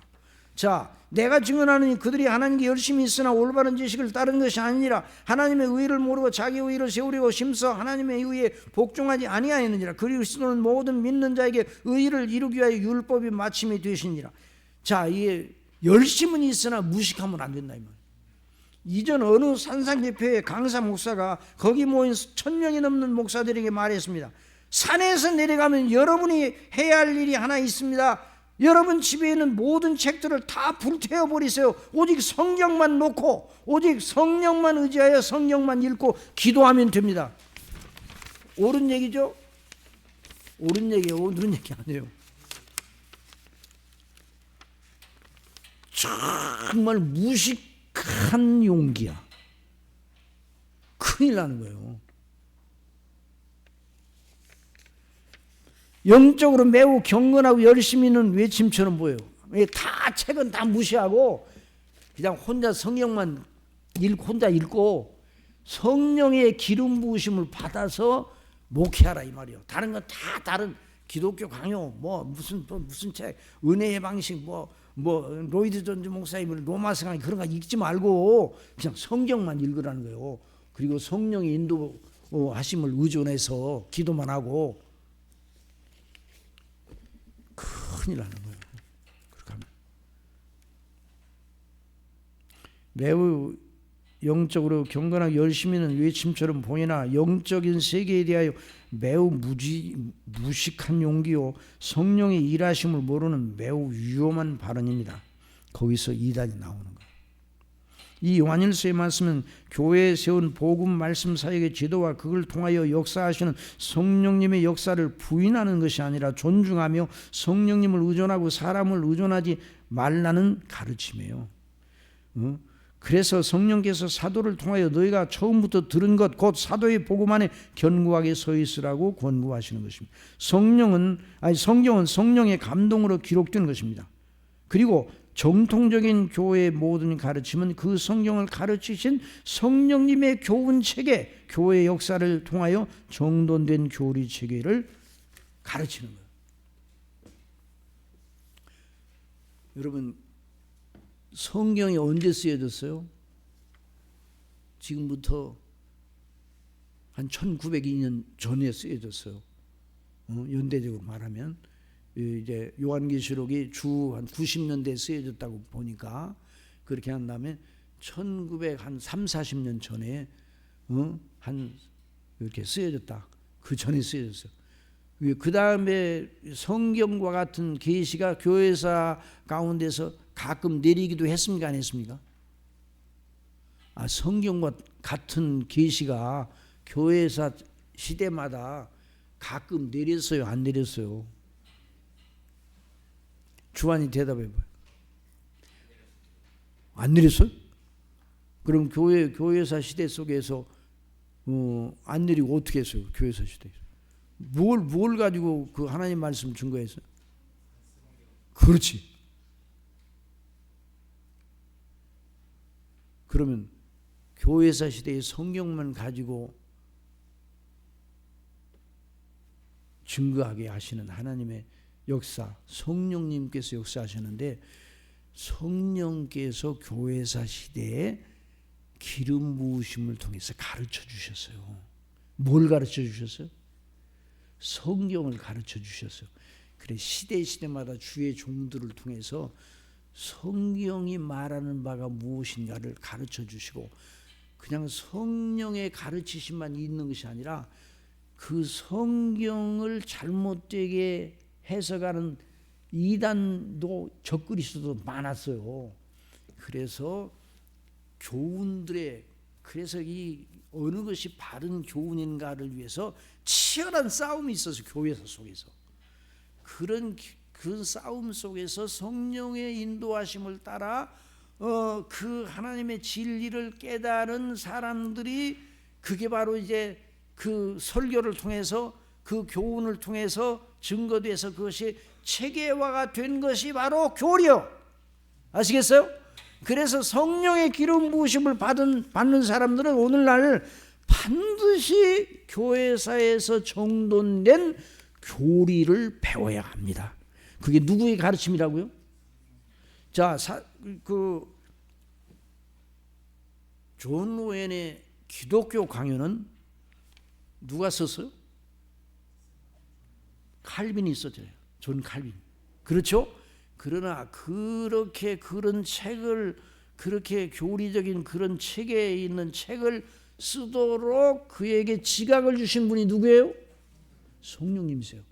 그리고 존 칼빈이 1500년대 사람인데 그 전 앞 시대에 있었던 수많은 교회사의 그 선진들 종들이 있었잖아요. 그 종들의 책을 칼빈이 공부를 했겠어요? 안 했겠어요? 했어요. 그래서 종교개혁 시대에 로만 캐토릭 신학자들과 논박을 벌였어. 논박. 신학자들과 쟁론을 벌였어요. 그게 진리를 위한 쟁론이기.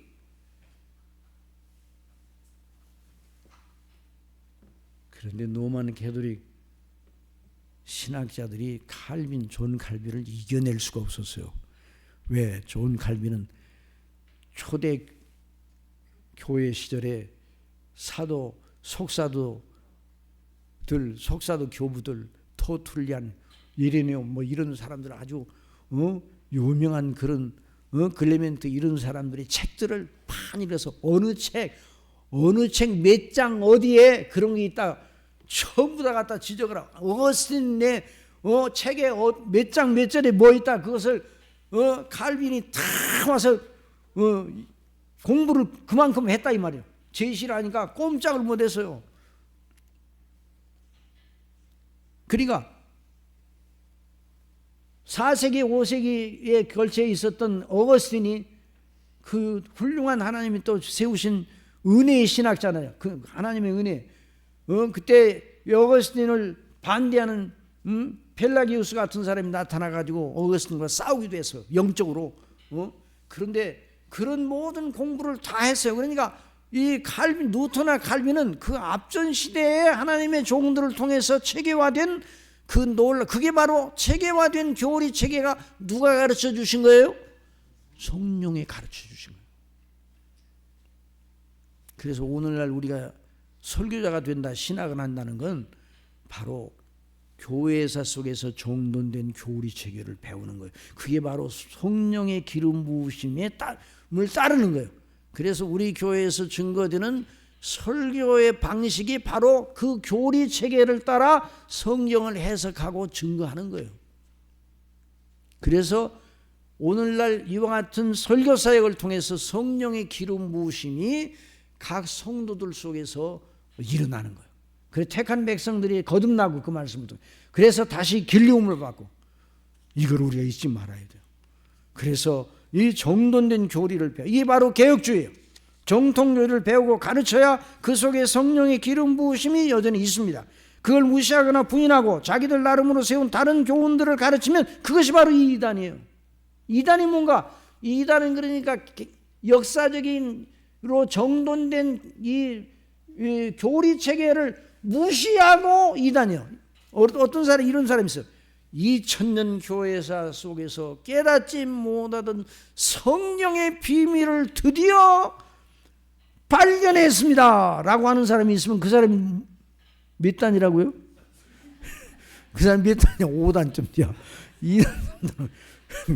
그 사람은 아주 그런 사람 그 사람은 2000년 동안 모르는 걸 내가 드디어 깨달았으면 내 말을 들이 그런 사람은요 무조건 이단이에요. 그 사람. 그러니까 그래서 역사성. 여러분 일반적인 학문도 여기 약사분 계세요? 우리 의사 선생님도 계시는데 약사분이 제가 이제 시애틀에 가서 이제 그 한인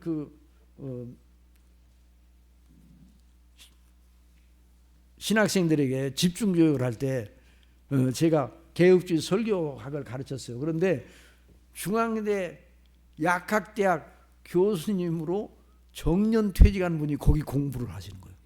그래 보니까 선교사로 이제 섬기기 위해서 하시는데 제가 이 얘기를 했더니 우리 약학도 마찬가지입니다. 이전에 배웠던 우리 의학도 마찬가지겠죠. 이제까지 배웠던 것을 가지고 또 공부를 이전에 배웠던 것을 기초로 해가지고 여전히 학문을 합니다. 어느 학문 세계도 마찬가지잖아요. 그러면서 그 양반이 그런 저한테 약학의 가장 중요한 그 원조와 같은 그것은 뭔가 어떤 약효를 발견하고 나서 약학이 시작이 됐는가? 양귀비라네. 양귀비 누가 배가 되게 아팠는데 그 양귀비 그 꽃을 갖다 뭔가 뜯어 먹었더니 배가 안 아프더래. 그래서 양귀비 그 초에 그것의 효력을 인지하고부터 거기서부터 약학이 발전이 돼 나왔다고 그러더라고요. 그러니까 양귀비 또 심지 마요. 큰일 나네. 그러니까 여기서 뭘 말하는 거니? 하나님의 말씀인 기록된 성경 이외에 다른 계시를 바라면 안 돼. 없어. 그러니까 기록된 성경으로 여전히 유효한 하나님의 계시예요. 그런데 그 계시의 말씀을 성령께서 가르쳐 주시는데 오늘날은 이 교회사 속에 정돈된 체계를 통해서 성령께서 가르쳐 주시는 거예요. 그래서 우리가 목사님의 설교를 들을 때도 그 체계를 따라서 설교를 하시는 거예요. 그래서 우리가 그 말씀을 달게 받음으로 우리가 은혜를 받고 세움을 받습니다.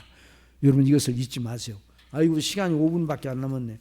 오늘은 요 마지막 날이니까 조금 저한테 15분만 더 줘요. 찬동하죠? 찬동 안 하면 가요. 왜냐하면 성령의 기름 부음이 좀 하고서 끝내야 될 거 아니에요. 그래서 이와 같은 자, 그다음에 자 이제 성령의 기름 부으심에 대해서 일단 성령 충만에 대해서 해야죠. 성령 충만, 기름 부으심이 성령의 기름 부으심을 이렇게 이해를 하세요. 아시겠어요?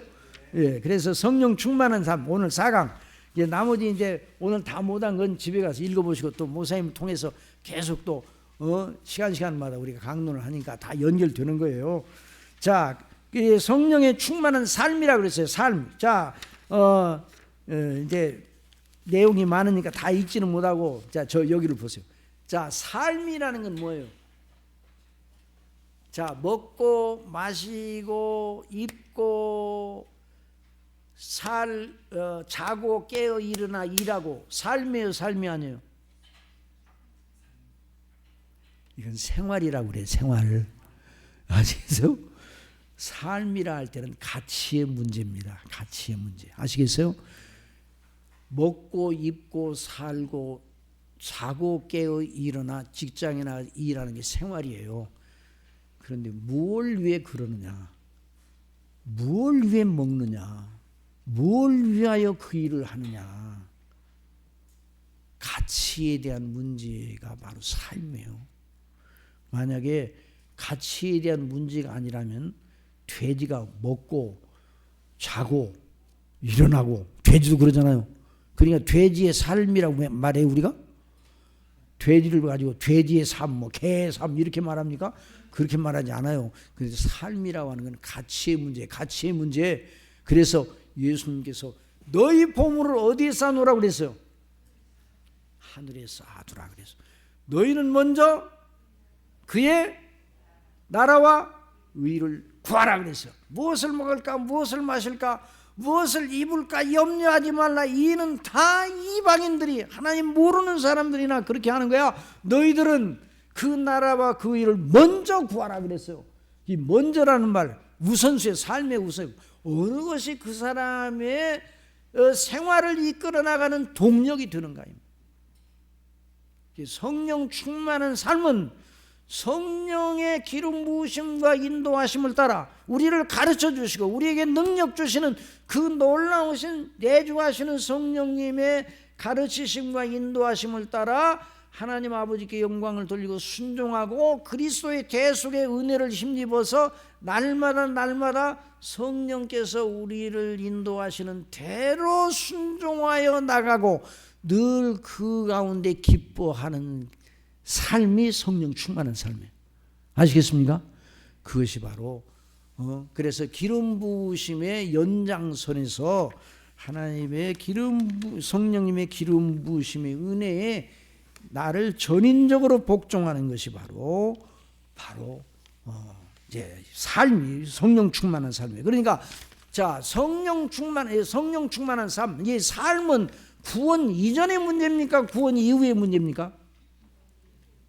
자, 잘 생각해서 우리가 삶은 구원 이전이에요, 구원 이후예요? 구원 이후의 문제예요. 삶은 삶으로 구원받습니까? 구원받았으니 그렇게 살아야 됩니까? 삶으로 그렇게 나라와 의를 구하여 삶으로 구원받는 게 아니에요. 구원은 오직 누구로 말미암아 구원받아요? 예수 그리스도와 그 행하신 일로 말미암았으면 하나님께서 우리를 구원하시는 거예요. 우리를 죄 용서하시고 우리를 의롭다 하시고 하나님의 자녀가 되게 하시고 우리에게 영생을 주셨어요. 그러니까 그런 영생을 얻은 자로서 삶이 있는 거예요. 그런데 믿지 아니하는 사람들은 구원이 없으니까, 구원을 못 받으니까 그냥 바로 삶으로 나가요. 자아의 발견 뭐 이런 얘기 들어보셨죠? 그래서 자기 나름대로 삶의 의미를 부여하고 또 내가 누구인가를 스스로 발견해가지고 자기 자신을 나홀로서기라는 말이 있잖아요. 그리스도인들은 나홀로서기 하면 안 돼요. 아시겠어요? 나홀로서기 하면 섰다 하는 자는 어떻게 한다고 그랬어요? 넘어질까 조심하라게. 나홀로 못 써요. 저 혼자 선거처럼 보이지만 벌써 넘어져 있어요. 우리 믿는 사람들도 은혜를 의지하지 않으면 실족하여 넘어지는데 하나님은 없는 사람들이 어떻게 안 넘어져요? 그러니까 나홀로서기는 그것은 그 성경적이지 못해요. 그래서 이 삶의 문제는 그리스도 안에서 구원을 받은 사람, 성삼위 하나님과의 관계 속에서 범사에 먹고 마시고 주어진 모든 일을 감당하고 하나님께서 주신 은사를 따라 사명을 감당하는 것, 이것이 삶이에요.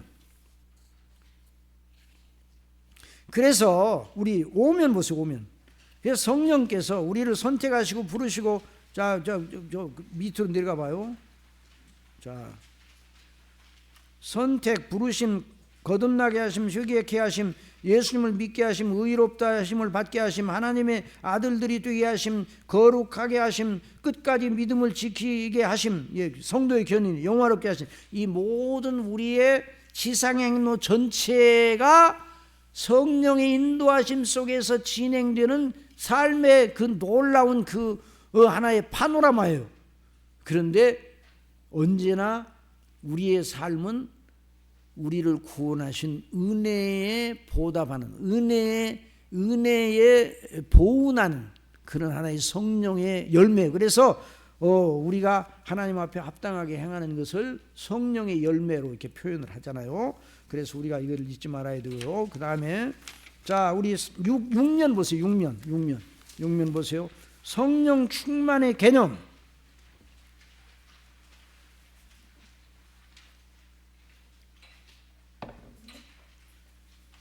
충만이란 말 자체는 물리적인 말이에요. 물리적인 개념이에요. 전에 가득 담긴 물을 연상하게 됩니다. 그러나 성령 충만은 물리적인 개념이 아니에요. 그냥 물리적인 그것을 빌어가지고 그런 어법을 빌어서 영적인 것을 나타내는 거죠. 자, 그러니까 그 물리적인 가득함, 충만함, 사로잡힘의 모양을 영적으로 표현한 것입니다. 그래서 다윗도 시편 23편에서 하나님의 은혜가 자기에게 넘치게 부어졌다는 걸 뭐라고 그랬어요? 내 잔이 넘치나이다. 여러분의 잔은 어떻습니까? 절반밖에 안 돼요. 왜 내 잔은 날마다 이렇게 저 바닥인가요? 이렇게 생각을 누구든지 할 때가 있어요. 그런데 그렇게 생각하지 말고 우리 하나님을 생각하고 그리스도를 생각하고 성령님, 성삼위 하나님 역사를 생각하면 내가 누구예요? 본래 내가 죄로 말미암아 지옥에 영원히 던져졌어야 될 저와 여러분이냐. 그런데 우리를 얼마나 높여서 우리를 지금 어디에다 앉혀놓으셨어요? 지금 여러분 어디에 앉아있어요? 중심교회에 앉아있지. 그게 아니라 우리가 어디에 앉아있어요? 하늘에 앉아있어요. 하늘에 앉힌 바 되는 것이라. 그러니까 얼마나 우리의 잔이 넘쳤어요? 넘치지 않았어요? 내 잔이 넘치나이다. 그래서 어느 경우에라도 이런 고백을 해야 돼요. 현실이 우리를 괴롭게 할 때도 내 잔이 넘치나이다. 그렇게 대답해야 돼요. 아시겠어요? 그렇게 될 때 여러분 심령 속에 성령께서 그와 같은 힘을 주시잖아요. 그럴 때 지금 현재 당하는 그런 어려움과 고통이 저와 여러분을 짭으로뜨리지 않고 저와 여러분을 더 빛나게 하시는 하나님의 거룩한 경륜 속에서 성령께서 작용하셔서 오히려 우리를 힘들게 하는 것이 우리를 영화롭게 하는 것으로 변하도록 역사하시는 것입니다. 자, 그래서 모든 걸 합력하여 선을 이루신다 그래서 자, 그래서 이 내자님 여기 사도 바울이 본문에서 성령 충만 받으라고 권하는 것도 우리 아까 이제 에베소서에서 우리 에베소서에 있는 말씀을 좀 읽어봅시다. 자, 거기 15절에 있는 말씀 13절에서 다 같이 읽어봅시다. 5장 13절 시작. 그러나 책망을 받는 모든 건 빛으로 말미암아 드러나니. 여기 앞에 있어요. 앞에 제일 앞에 다 같이 시작. 그러나 책망을 받는 모든 것은 빛으로 말미암아 드러나니 드러나는 자도 빛이니라. 그러니까 우리가 빛 가운데 그러므로 이르기를 잠자는 자에 깨어서 죽은 자들 가운데서 일어나라. 그리스도께서 너에게 비추이시리라 하셨느니라. 이게 현재 진행이에요. 자, 그런즉 너희가 어떻게 행할 것을 자세히 주의하여 지혜 없는 자 같이 말고 오직 지혜 있는 자 같이 하여 뭐를 아끼라고 그랬어요? 세월을 아끼라. 때가 악하니라. 그러므로 어리석은 자가 되지 말고 오직 주의 뜻이 무엇인가 이해하라. 술 취하지 말라. 이는 방탕한 것이니 오직 성령의 충만을 받아라. 술 취하면 어떻게 돼요? 뭐에 사로잡히게 돼요? 술 기운에 사로잡히게 돼요.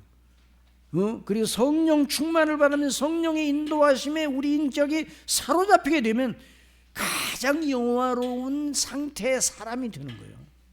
아시겠습니까? 그래서 시와 찬송과 신령한 노래들로 서로 화답하며 너희의 마음으로 주께 노래하며 찬송하며 범사에 우리 주 예수 그리스도의 이름으로 항상 아버지 하나님께 감사하며 그리스도를 경외함으로 피차 복종하라. 이것이 성령 충만한 사람의 상태야. 아시겠어요? 성령 충만한 사람의 상태는 뭐라고요? 늘 하나님의 은혜를 감사하고 시와 찬송과 신령한 노래들로 서로 화답하며 너희의 마음으로 주께 노래하며 찬송하며 하나님을 찬송해 범사에 우리 주 예수 그리스도의 이름으로 항상 아버지께 감사하며 그리스도를 경외함으로 피차 복종하는 거예요. 이게 성령 충만한 상태입니다. 아시겠습니까? 자, 성령 충만의 실제 생활. 시간이 없어. 여러분 다 읽어보셔야 돼 이거요. 집에 가서 여기서 다 안 하더라도 그 에스겔에 있는 그 말씀을 읽어보면 너무너무 놀라워요. 그러니까 우리 속에 일어나는 일인데 시간이 없으니까. 자, 성령 충만은 삶의 실제가 뭔가 책망 받을 것이 없이 하나님 앞에. 자, 거기 보세요. 자, 12절에 12면 자, 성령 충만을 받는 삶의 실제 우리가 읽었죠. 그 다음에 2번 보세요. 그 뒤에 이어지는 사도의 권면은 성령 충만한 삶의 실제입니다. 성령 충만한 사람의 가정생활, 성령 충만한 사람의 부부관계, 성령 충만한 사람의 자녀와 부모의 관계, 성령 충만한 사람의 직장에서의 일, 이걸 여기서 말하고 있어요. 부모와 자녀 사이. 자, 이 삶이 제대로 되면 사회생활 일터에서의 성령 충만한 삶이 되는 거예요. 자, 우리 에베소서에 있는 말씀 거기 한번 그는 읽고 끝나야 되겠네. 에베소서 5장 20 몇 절이에요? 22절에 있는 말씀 보세요. 자, 성령 충만한 아내 어떤 사람이라고요? 자, 아내들만 대답해 보세요. 아내들만 거기 읽어봐요. 다 같이 시작. 우리 여성 성도님들만 읽어봐요. 시작. 아이고 이렇게 다 같이 시작. 아이고 22절 읽으라고요. 5장 22절 시작. 이게 이제 성령 충만한 아내의 본분이요. 아시겠어요? 예? 그 다음에 성령 충만한 남편의 본분. 남자들만 읽어봐요. 시작. 이는 남편이 아내의 머리됨이 그리스도. 아니 23절도 아내들에게 해당되는 겁니다. 다 같이 시작. 이는 남편이 아내의 머리됨이 그리스도께서 교회의 머리됨과 같으며 그가 바로 몸의 구주시니라. 그러므로 교회가 그리스도께 하듯 아내들도 범사에 자기 남편에게 복종할지니라. 여러분 남편들 상당히 기분 좋죠? 자, 25절 다 같이 읽어보세요. 시작. 남편들아 아내 사랑하기를 그리스도께서 교회를 사랑하시고 교회를 위하여 자신을 주심같이 하라. 이는 곧 물로 씻어 말씀으로 깨끗하게 하사 거룩하게 하시고 자기 앞에 영광스러운 교회로 세우사 티나 지름 좁힌 것이나 이런 것들이 없이 거룩하고 흠이 없게 하려 하심이라. 이게 교회와 그리스도의 관계가 남편과 아내의 관계라는 거예요. 참 너무너무 놀랍잖아요. 남편과 아내, 사람 가운데 제일 친밀한 관계가 누구와 누구 사이의 관계예요? 남편과 아내의 관계예요. 영적으로요, 부모와 자녀와의 관계는 혈육의 관계로서 가장 친밀해요. 그런데 영적으로 가장 친밀한 관계는 남편과 아내 사이예요. 남편과 아내 사이가 바르게 될 때 가정이 견고하게 서죠.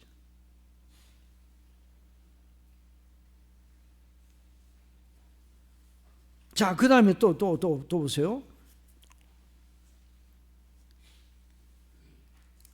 자, 그래서 이와 같이 남편들도 자기 아내 사랑하기를 자신과 같이 할지니 자기 아내를 사랑하는 자는 자기를 사랑하는 것이라. 누구든지 언제나 자기 육체를 미워하지 않고 오직 양육하여 보호하기를 그리스도께서 교회에게 함과 같은 하나니 우리는 그의 몸의 지체임이라. 그 다음에 성령 충만한 부모와 자녀와의 관계. 시작. 그러므로 사람이 부모를 떠나 그의 아내와 합하여 이 둘이 한 육체가 될지 이 비밀이 크도다. 나는 그리스도와 교회에 대하여 말하는 것. 그러나 너희도 각각 자기의 아내 사랑하기를 자신같이 하고 아내도 자기 남편을 존경하라. 이게 부부와의 관계를 계속 강조하고, 또 그 다음에 6장 1절에서 4절 시작. 자녀들아 주 안에서 너희 부모에게 순종하라. 자, 성령 충만한 자녀들은 부모에게 어떻게 하라고요?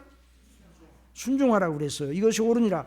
그 다음에 내 아버지와 어머니를 공경하라. 이것은 약속에 있는 첫 계명이니 이로써 내가 잘되고 땅에서 장수하리라. 또 그 다음에 부모들은 자녀들에게 어떻게 하라고요? 성령 충만한 부모들은 너희 자녀를 노엽게 하지 말고 오직 주의 교훈과 훈계로 양육하라 그래서, 성령 충만한 종들은, 일꾼들은 어떻게 직장에서 두려워하고 떨며 성실한 마음으로 육체의 상전에게 순종하기를 그리스도께 하라. 아까 제가 말씀드린 어떤 의원의 보좌관이 성의심을 다해서 그 국회의원이 믿지 아니하는 국회의원인데도 자기 본분을 위해서 성의심 최선을 다해서 하니까 외인에게서 인정을 받는 것처럼 하라 이 말이에요. 눈가림만 하여 사람을 기쁘게 하는 자처럼 하지 말고 그리스도의 종들처럼 마음으로 하나님의 뜻을 행하고 기쁜 마음으로 섬기기를 주께 하듯 하고 사람들에게 하지 말라. 이는 각 사람이 무슨 선을 행하든지 종이나 자유인이나 주께로부터 그대로 받을 줄 알미니라. 9절 다 같이 시작. 상전들아 너희도 그들에게 이와 같이 하고 위협을 그치라. 이는 그들과 너희의 상전이 하늘에 계시고 그에게는 사람을 외모로 취하는 일이 없는 줄 너희가 알미라. 이것이 성령 충만한 사람, 그리스도인들이, 구원받은 사람들이 행해야 될 바른 도리라고 그랬어요. 그런데 우리가 이 말씀을 읽으면서 좀 찔려요, 안 찔려요? 찔립니까, 안 찔립니까? 찔려요. 다 연약하고 부족하기 때문에. 그러나 하나님의 놀라운 은혜를 생각하고 하나님이 기뻐하시는 대로 하기 위해서 기도하면서 성령의 인도하심을 따라서 행할 때, 그래서 영적인 성장이 이루어지고 우리를 통해 하나님의 영광의 지평이 넓혀지는 거예요. 이런 귀한 역사가 넘치기를 간절히 바랍니다. 이제 남희 목사님 나오셔서 기도 인도해 주시겠습니다.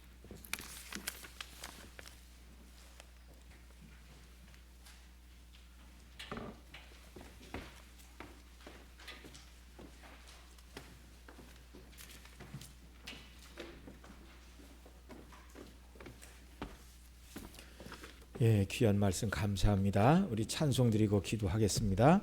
찬송가 191장 내가 매일 기쁘게 순례의 길 행함은.